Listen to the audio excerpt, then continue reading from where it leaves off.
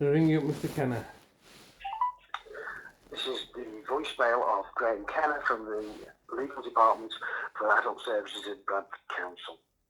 Please leave a message and I will get back to you. After you've finished your message, just hang up, or to hear more options, please press 1.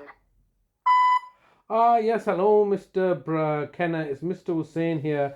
Once again, leaving yourself another daily message like a broken record, asking you to contact me regarding my brother and what kind of condition you're now detaining and holding him under. This is completely ridiculous that I'm having to leave yourself a daily message every single day. Today is the 1st of August 2024. On the 3rd of August 2018, you had initially abducted my brother from my care and forcibly put him into Linfield Mount Hospital as a result of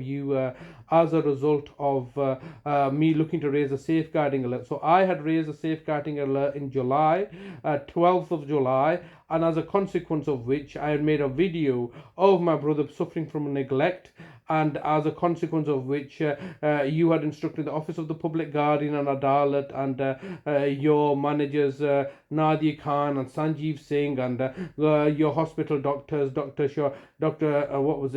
Shamoon Sami and Dr. Nadim Nasser to come down and collect my brother, going to assess my brother and then come down and collected him so you could put him into a care facility of your choosing, and then forcibly try to put him into a care home and then try to establish that he lacks mental capacity, which you failed to do, and then subsequently released him back into my care. And now then subsequently a year ago, on the 8th of August 2023, whilst we're in the middle of court proceedings, you've kidnapped my brother, who was a respondent in those court proceedings, and disappeared him from my care, and which then resulted in us becoming homeless. And this is so. What have you really achieved in this year? You've tried to achieve everything in your own best interest. You've unlawfully detained my brother for a period now fast approaching a year. In that year, how have you met his cultural needs? How have you met his personal needs? You've basically put him into a care home that you're saying, well, we can tick it off as saying that it's been regulated by the Care Quality Commission. The Care Quality Commission themselves are not fit for purpose, as stated by West Streeting, the health and welfare, the health and social care and health care new the Minister for Health and Social Care has clearly stated that the Quality Care Commission is not fit for purpose. You've put my brother into an institution that is against our wishes, that is against my brother's rights, and is in a place that's regulated by the Care Quality Commission that's not fit for purpose. Even the care home, I would argue, is not fit for purpose. Well, it's not appropriate for my brother because there's no other Muslims there and there's no other Asians there. But this is what it comes down to. My brother's rights and freedoms and liberties have no bearing, do they? It's because of pure racism on your part as a local authority. This is just plainly racism at play here. It's Islamophobic racism. That's what's resulted in my brother being kidnapped in this manner, and then you're claiming to be a city of culture. Absolutely horrendous. You claim to be a city of culture, yet you degrade and humiliate us because of our cultural differences. Now, obviously, as you're fully aware, Mr. Kenna, there has been some major rioting taking place in Southport as a result of which, where people like yourselves, as a local authority, would jump to conclusions and make speculations regarding the religious and ethnicity of the attacker, a 17-year-old, where you all wanted him to be a Muslim, didn't you? His name's got released by the judge today, and it turns out that he's got nothing to do with Islam. It's nothing to do with it, and it's nothing to do with an immigrant, because this is a second generation immigrant, I think. His father came from Rwanda, has come over here. So this is so embarrassing that you've attacked the police. Indigenous white people have attacked the police in such a horrific manner, which has resulted in casualties made to the police, and a public spectacle. This is what's happened. You made a public spectacle by attacking the police and attacking a mosque, and that must be so embarrassing for the people that have done this, and that I include yourselves as the racist elements in Bradford Council who would have have no doubt been supporting the English Defence League that have done this mob rioting that has traumatized everybody, and it's exactly turned around and slapped you in the face here, because it was got nothing to do with Islam. It was a Rwandan boy born and raised in the UK. So where does this leave your immigration policies? It's so embarrassing for you. It must be so embarrassing for yourself, especially when you've stated that in the Manchester incident, the Pakistani boys were wrong to be attacking the police when their mother was being attacked, and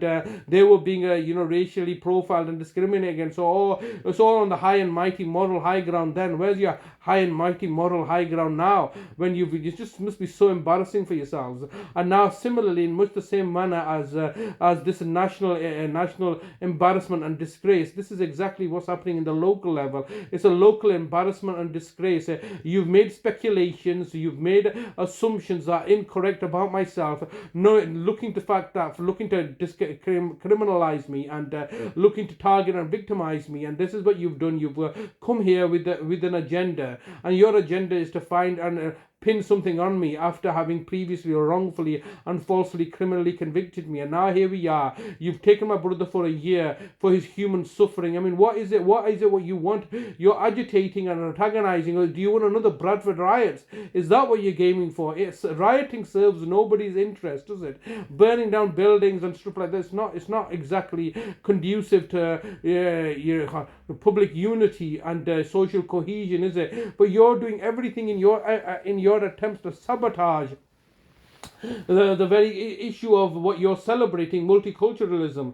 You're on the one hand celebrating multiculturalism for the benefits that it brings, and then at the same time antagonizing and victimizing and committing acts of villainy and tyranny and injustice against me and my South Asian family, so that you can elevate the matter to highlight the fact that we're uncivilized. It is we are the civilized body. It's that the local authority, Bradford Council, that are the uncivilized people, that have kidnapped my brother and torturing and murdering my family members, that have stolen all my money and privately plundered and profited from us, and now refusing to even speak to me. Then I'm having to degrade myself and humiliate myself by ringing up the care providers whom you've instructed to slam the phone on us. Nobody in this situation has private agency or personal agency, because you're approaching the maximum allowed time for recording a message. If you wish to record further, please choose the append option from the menu. If you've finished recording, just hang up. If you don't carry on recording or hang up, your message will be deleted. To listen to your message, press 1. To re-record your message, press 2. To continue, please record the rest of your message after the tone. When you've finished recording, press the hash key. Nobody seems to have any private personal agency here. It's all under your control. For you want to be in charge, you want to be in control, you want to set the narrative, you want to set the agenda. How exactly is that working out for you? And you're failing upon failure upon failure. You've made me homeless. Are you happy with that? Are you financially privately plundered from us? You're torturing and humiliating. Are you happy with that? You're degrading and humiliating. Are you happy with that? All I'm doing is ringing up and trying to speak to my brother. Why can I not speak to my brother? What have you put in place that allows you to discriminate us in this manner? Why have you murdered my mother for? Why did you do exactly the same thing after having murdered my mother, trying to be in control, trying to be in charge, destroyed my mother's life and tortured her to death, and now you're looking to torture my brother to death after having previously tortured my older brother to death? Sorry, but you've reached the maximum time available for recording your message. To listen to your message, press 1. To re-record your message, press 2. If you are happy with your message, press 4. To specify a number for your message sent. Goodbye. So once again, leaving another daily message for them every single day, and every single day they're ignoring it, disregarding it, just simply looking to, this is just the same situation. This is we're suffering from racism, pure racism that nobody seems to care, nobody seems to worry about. Everybody's disregarding, because it's the local authority, and the local authority can pretty much do and say as they please, all because of lies and deceptions, fraud and corruption, and nobody's any the wiser. And now there's rioting taking place, and obviously my brothers and my family are alarmed and distressed, because we are going to be targeted. We are effectively, this is what's happening in Southport. is a microcosm of what is exactly been happening in our lives for the last 30 to 40 years. Is pure racism, victimization, degradation, and humiliation. Completely ridiculous.